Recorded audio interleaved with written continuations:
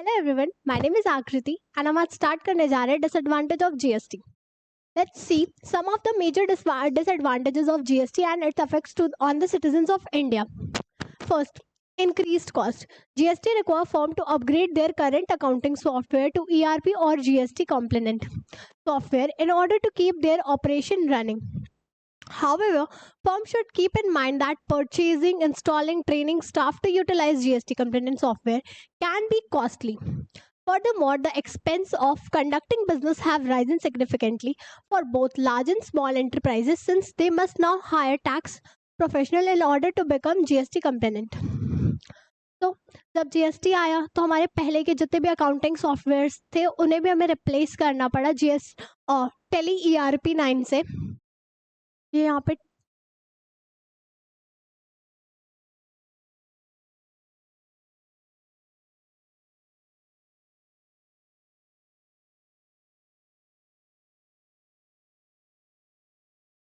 तो हमारा जो पुराना सॉफ्टवेयर था उसे हमने रिप्लेस किया टेली ERP 9 विद GST से, जिसकी वजह से किसी भी एंटरप्राइज की थोड़ी सी कॉस्ट में इंक्रीज आ गई, क्योंकि उसके लिए उन्हें एक अलग से प्रोफेशनल हायर करना पड़ा, पुराने सिस्टम को रिप्लेस करते टाइम नया इंस्टॉलेशन वगैरह करना पड़ा, जिसकी वजह से उनकी कॉस्ट थोड़ी सी इंक्रीज हो गई. Increase software expenses.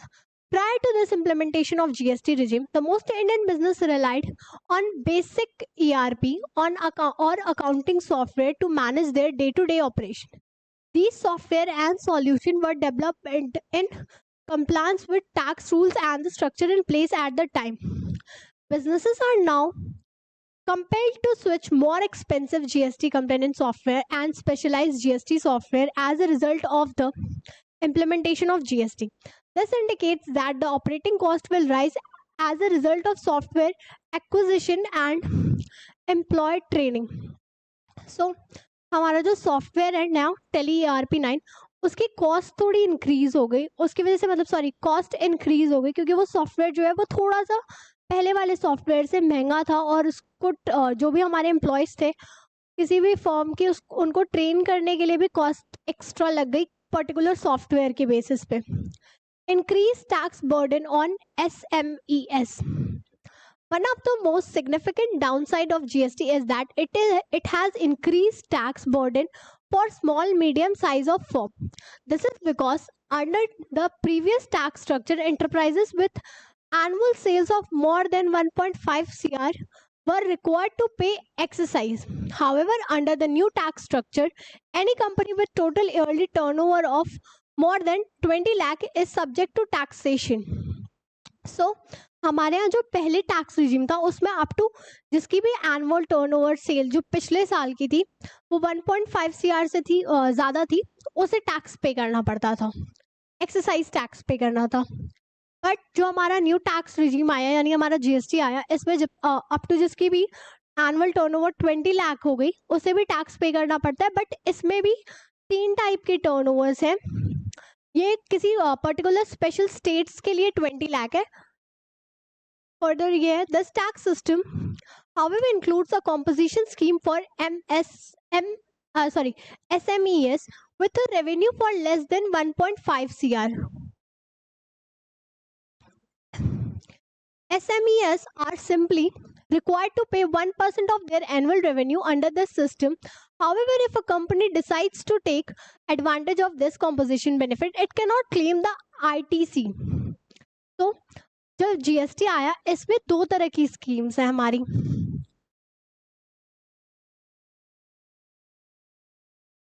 एक हमारा नॉर्मल,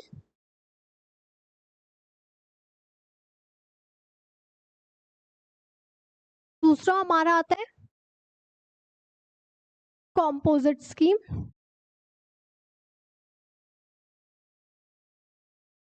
इसे हम सेक्शन 10 भी बोलते हैं और ये हमारा होता है सेक्शन 9.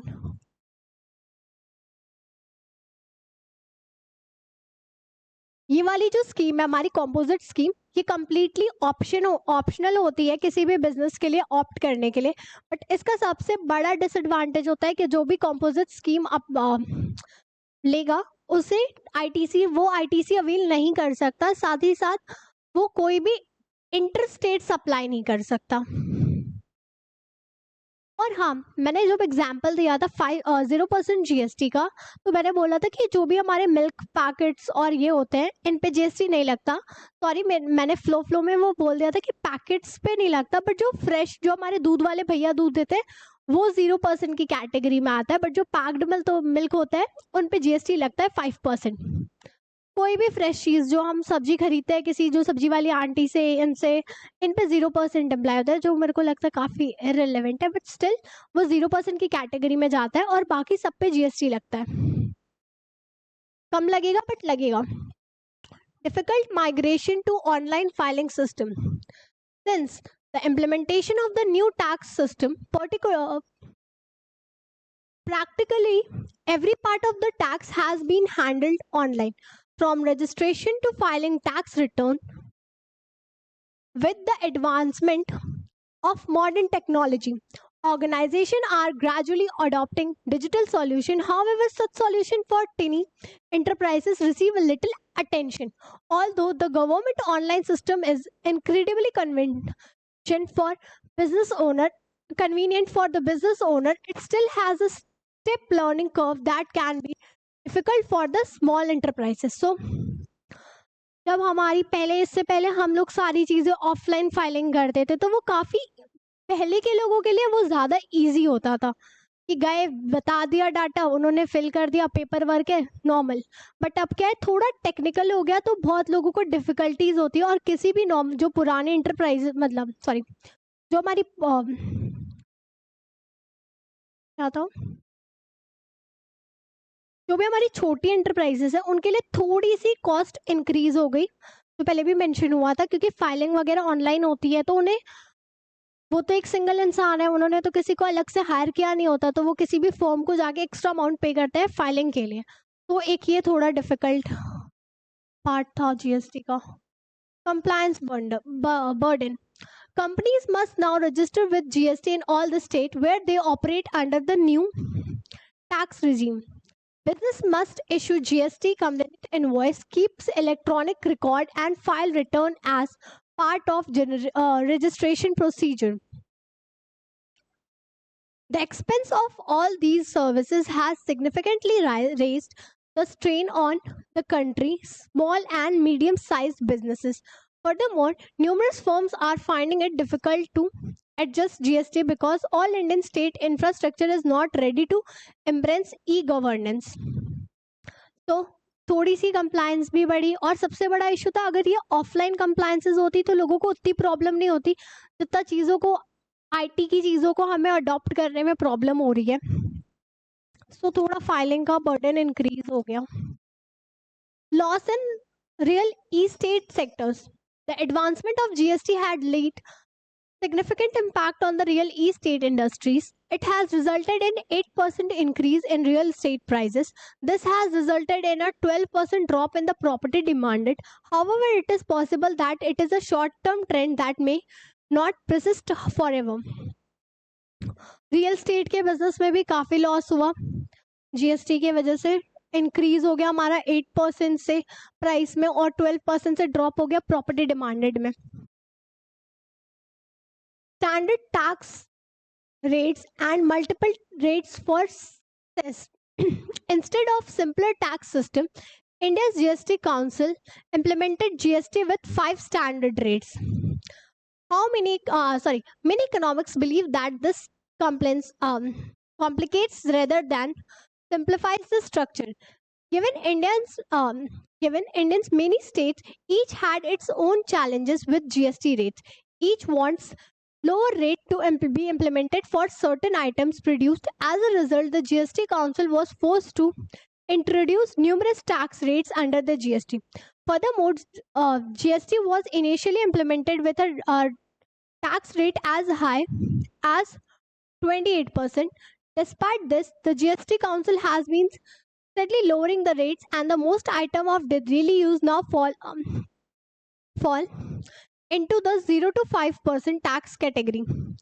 So जब जीएसटी रेट्स आए तो हमारे पास अब करेंटली हमारे पास टोटल 5 जीएसटी रेट्स हैं, 0%, 5%, 12, 1828, बट प्रीशियस मेटल के केस में डिफरेंट है.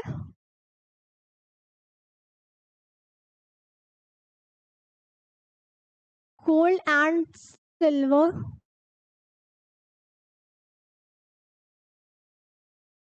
3% and rough diamond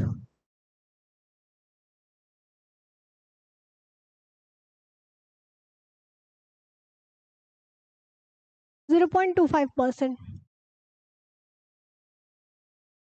इंडिया में मल्टीपल टैक्स रेट्स है. 0%, 5%, 12%, 18 एंड 28, जो कि 28 हाईएस्ट है पूरे वर्ल्ड में tax rate, GST tax rate. सारी स्टेट्स को प्रॉब्लम होने लगी कि इतना हाई रेट है, इतना हाई रेट है, तो उन्होंने फिर जो बेसिक नीड्स की चीज़ें थी उन पे 0 to 5% के बीच में रेट लगा दिया बेसिक नीड्स की चीज़ों पे, और बाकी जितना आप हाई डिमांड, जितनी भी आप लग्जरियस चीज़ों पे डिमांड करोगे उन पे आपका रेट इंक्रीज होता जाएगा. Dual control. GST is referred to as a single taxation system, but in a reality, it is a dual tax because both the state and the center will be collecting the separate taxes on a single sale and services and the transaction. India में GST का dual model follow होता है, यानी कि state और centre दोनों collect करते हैं अपना टैक्स अलग अलग सिंगल सेल पे. Hurried implementation of GST. GST was implemented on July 1st, 2017 in the midst of the fiscal year. This made it difficult for the firm to swiftly transition to the new tax framework. Following the prior regime tax law for the first quarter of 2017 and sticking to the newly implemented GST for the remaining quarter post compliance challenges. तो जब GST आया, या तो आप कोई चीज starting में करो किसी फाइनेंशियल ईयर के, तो किसी को भी लाइक एक आइडिया रहता है कि ठीक है अब मेरे को इस ईयर से, मेरे इस फाइनेंशियल ईयर से मुझे ये चीज करनी है. बट जब मिड से कोई चीज करनी होती है तो काफी बर्डन पड़ जाता है कि लाइक ये भी करना है, वो भी करना है. बहुत सी चीजें ऐसे कंफ्यूजन में निकल जाती है कि कौन सा लेना है, कौन सा नहीं लेना है. तो ये थोड़ा सा प्रॉब्लमैटिक था कि मिड में आया. लाइक किसी भी फर्म को प्रॉब्लम हुई थी फाइलिंग से लेके हर चीज में, क्योंकि उन्हें समझ में नहीं आ रहा था कि एग्जैक्टली कौन सा फॉलो करना है. थ्रू आउट द ईयर ये वाला हमारा पुराना वाला ही चलेगा या हमें नेक्स्ट ईयर से जीएसटी फॉलो करना है. Income tax credit mismatch. As the tax guard challenges, the first few occurrence of the application will result in large tax paying at the outset. However, when the loop is activated, they will only be allowed to use the tax input in the later purchases. With such in places, there would be an ITC mismatch during the initial application of GST tax. हमारे ITC में भी काफ़ी mismatch का problem start, मतलब like generally बहुत से firms कुछ भी गलत इंफॉर्मेशन दे के आईटीसी अवेल कर लेते हैं. Subsuming of taxes under the GST in India. Subsume means include or observe. Central tax subsumed into the GST. After introduce of GST, some central government imposed indirect taxes are abolished and subsumed into the GST. State taxes subsumed in the GST. GST not only subsumes central government imposed tax, it also subsumes few taxes which was imposed by the state government. Goods and service outside the scope at the GST. Some goods and services are outside the scope of GST. No GST imposed. Example: petroleum product, petroleum crude oil, motor spirit, high speed diesel, natural gas, aviation, turban oil.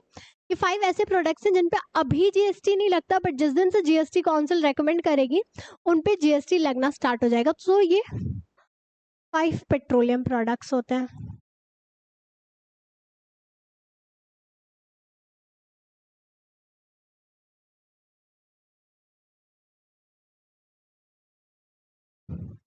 इसका second example है alcoholic liquor on human consumption.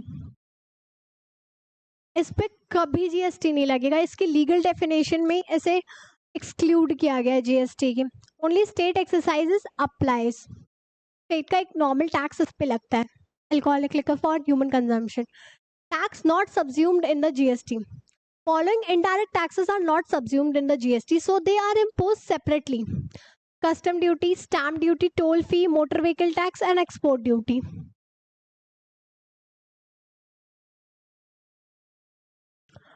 Taxes which are not subsumed into the GST: basic custom duty, these are the protective duties levied at the time of import of goods into India.